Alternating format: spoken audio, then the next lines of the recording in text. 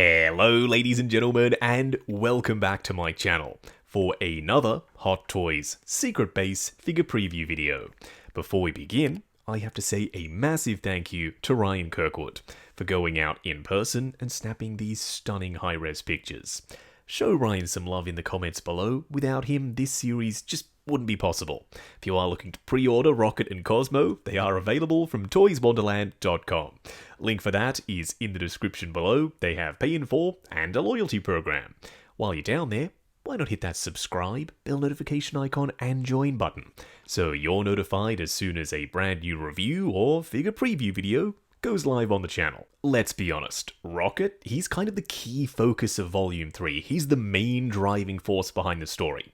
So giving us a new Rocket before Star-Lord and Drax and Mantis and everyone else, to me at least, it just makes sense.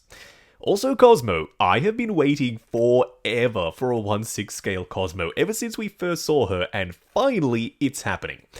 Granted, not quite the way I was hoping, more on that in just a second, however, we are getting her, which does in all honesty make me pretty happy. As for accessories, we get the keycard spoofer, glad that's there, a couple of hands for Rocket, and Rocket does also come with a blaster. Cosmo, nothing. The display base is pretty simple. Just says Rocket around the front. Why does it not say Rocket and Cosmo? I don't know. We have seen them do dual display bases before, but not this time. Cosmo gets no display base at all. Rocket's hands are new as far as I can tell. Previously, he's just had the bare Racoon fur. This time, it's fingerless gloves with the Racoon fur as well. Then for the top of his display base, it's more red rather than the brown for Groot. I'm not sure why it's not blue, seeing as his outfit is mostly blue. Alright, Cosmo.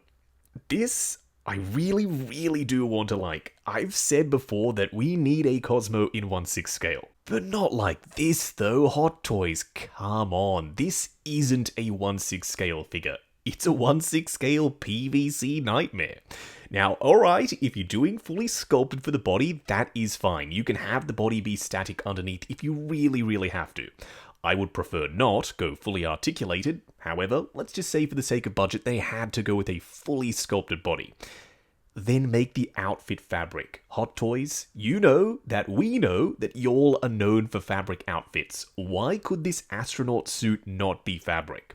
You can't even say that it's too small to be fabric, because Rocket suits have always been fabric, and Rocket is smaller than Cosmo. He's a smaller dude. He's a Racoon, granted, he's a little bit enlarged because of the high evolutionaries nonsense. Still, Cosmo should have been a fully posable figure with a full fabric outfit. And if they couldn't have done fully posable for whatever the heck reason, then at least the outfit, I think, should have been fabric. It looks very plasticky because it is very plasticky. I think the sculpt for the head is good. It looks like a smiling Cosmo, the tongue is nicely sculpted, and the teeth are there. I just can't get over the fact that Hot Toys, you cheaped out with Cosmo. You could have made her back in the day, you could have made her with the holiday special, you could have made her with Volume 2. You didn't. You had us wait, and the thing you delivered, I personally just don't think is good enough. It's going to stand in as a Cosmo in the collection for now.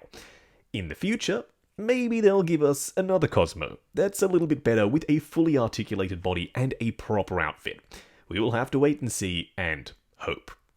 As for Rocket himself, no complaints with the outfit for Rocket. It's accurate to the movie and it's very striking. Even more than the Endgame suit, which was my previous favorite Rocket outfit. I still love that, it looks awesome, however this one with the much more vibrant color palette, it's just going to stand out more in the collection.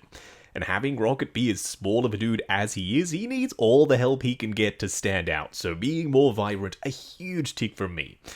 Also, this outfit is mostly fabric, versus the Endgame suit, which wasn't. It was that rubbery fabric, which means that for posing, this one's going to be better. It's going to move more freely over the body, and in general, just be more durable. The Endgame suit with that rubbery fabric, it would stick to itself, and you did run the risk of creasing and damage.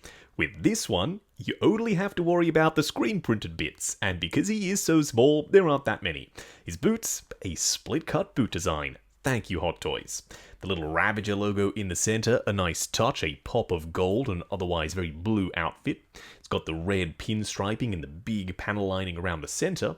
And you also have some various little bits and pieces of tech around as well. He's got 2 blasters, different, and one around the back that looks very, very alien, especially that handle. Now, will I ever display him in midair on this flight stand? No, I don't think I will. I prefer my rocket on the ground. And that way, you can play with the heights of the Guardians in the display. If you have Rocket standing in front of Star-Lord, then you can have Drax behind him, Star-Lord in the middle, Nebula, Gamora, Mantis all surrounding him.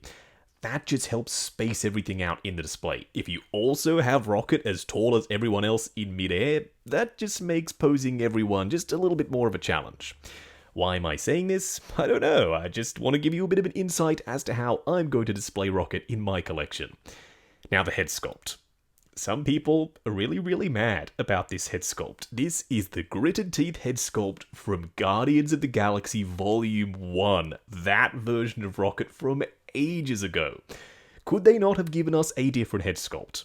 Hell yeah, they could have. They do not have to pay for Bradley Cooper's likeness rights to make this Racoon head sculpt. So they could have very easily tweaked it just a touch, closed up the mouth, gave him a somber expression. He was pretty sad looking in the movie. And that would have been a brand new head sculpt for Rocket, and everyone, I think, would have been really happy. The second option, give him the open mouth head sculpt as well. Give us both options. They didn't do that. They've reused the head sculpt, which is downright lazy.